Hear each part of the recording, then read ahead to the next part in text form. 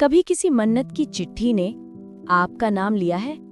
रीवा को आज एक ऐसी चिट्ठी मिली जिसमें लिखा था, मेरी बेटी रीवा को जिंदा कर दो। पर रीवा तो जिंदा थी, फिर ये चिट्ठी किसकी थी? स्वागत है आपका bed time tales by AJ में, जहां कहानियां सिर्फ सुनी नहीं जाती, महसूस की जाती हैं। आज की कहानी एक ऐसे राज की है जो एक छोटी सी मन्नत की चिट्ठी ने पूरे गांव के सामने खोल दिया। गांव का नाम था चंदपुर, एक छोटा शांत सा गांव जहां हर साल एक ही चीज सबको सबसे ज्यादा इंतजार रहती थी, दरगाह की मन्नत मेला। जहां लोग एक छोटा कागज लेकर आते, उस पर अपनी मन्नत लिखते और पुराने नीम के पेड़ पर बांधकर चले जाते। मन्नतें पूरी होती हैं, ऐसा सबका कहना था। इस साल रीवा सिर्फ 12 साल की पहली बार मेला देखने जा रही थी। उसके साथ था उसका भाई कबीर, जो हमेशा जैसे एक छाया की तरह उसके साथ रहता। मेला रंगों से भर चुका था। गुलाबी चुनरियां हवा में उड़ रही थी, हल्के ढोल बज रहे थे और पेड़ के नीचे हजारों मन्नत की चिट्ठियां हवा में हिल रही थी। रीवा आंखों में चमक लिए बोली, भैया, लोग यहाँ इतना दूर क्यों आते हैं?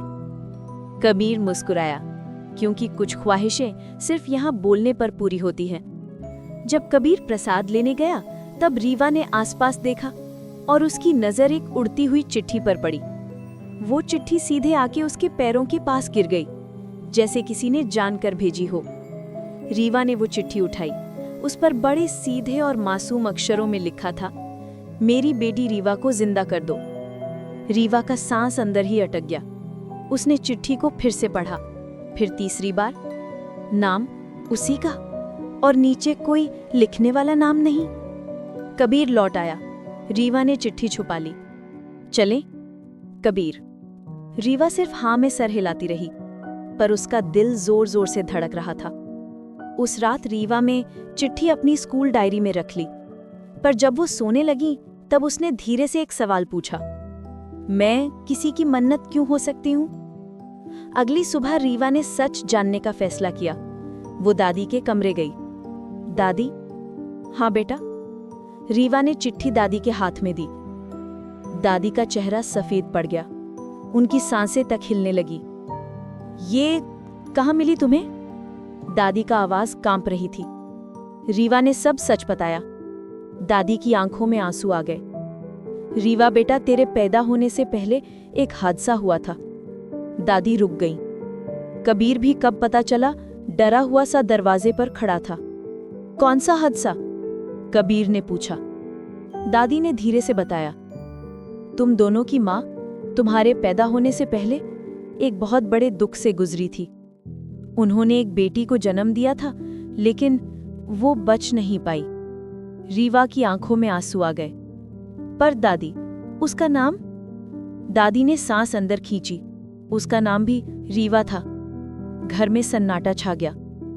दादी ने चिट्ठी उठाई। ये मन्नत तुम्हारी माँ की होगी।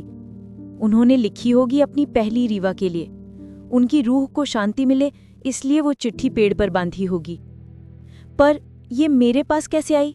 रीवा फुसफुसाई। दादी ने डर से कहा, शायद कोई बात तुम्हें बताने का वक्त आ गया था। उस रात रीवा को नींद नहीं आई। बाहर तेज हवा चल रही थी। मन्नत का पेड़ उसके घर से सीधा दिख रहा था, और तभी उसने देखा, पेड़ के नीचे एक छोटी सी परछाई खड़ी थी, जिसकी हाइट उसकी ही जैसी थी, पर चेहरा दिख नहीं रहा था, जैसे हवा उसका रूप मिटा रही हो। रीवा डर गई। कबीर, कबीर! कबीर भाग कर आया, पर जब दोनों ने खिड़की से देखा, वो परछाई गायब थी। अगली सुबह दोनों दरगाह गए। पेड़ के नीचे एक फकीर बैठे थे। रीवा ने हिम्मत जुटाकर पूछा, बाबा, क्या कभी कोई मन्नत किसी और तक पहुंचती है? फकीर ने मुस्कुराकर कहा, बेटा, मन्नत का कागज हवा उड़ाती है, पर रुकता वहीं है जहां जरूरत हो। रीवा ने चिट्ठी दिखाई। फकीर ने आंखें बंद कर ली। ये कागज बादल बनकर 12 साल बाद तुम्हारे पास आया है, क्योंकि तुम्हें एक बात समझनी थी कि तुम किसी की जगह पैदा नहीं हुई, बल्कि तुम उस खुशी का जवाब हो जो तुम्हारी माँ 12 साल से ढूंढ रही थी। रीवा के आंसू बहने लगे। कबीर ने उसका हाथ पकड़ लिया। फकीर ने हल्का सा हाथ उनके सर पर रखा। तुम्हारी माँ ने 2 रीवाएं मांगी थी, एक फरिश्ते की तरह और एक इंसान की तरह। फरिश्ता वापस चला गया, इंसान अभी यहाँ है। रीवा चिट्ठी को अपने से लगाकर रो पड़ी। पहली बार उसे अपने होने का सच समझ आया। जब वो लोग वापस जा रहे थे, पेड़ की हवा रुक गई और एक पल के लिए रीवा को लगा जैसे किसी ने मुस्कुराया हो। ऊपर कहीं एक बहन। ये थी आज की कहानी, एक मन्नत की, एक सच्चाई की और एक प्यार की जो कभी खत्म नहीं होता। अगर कहानी ने आपको छुआ तो bed time tales by AJ को सब्सक्राइब करें।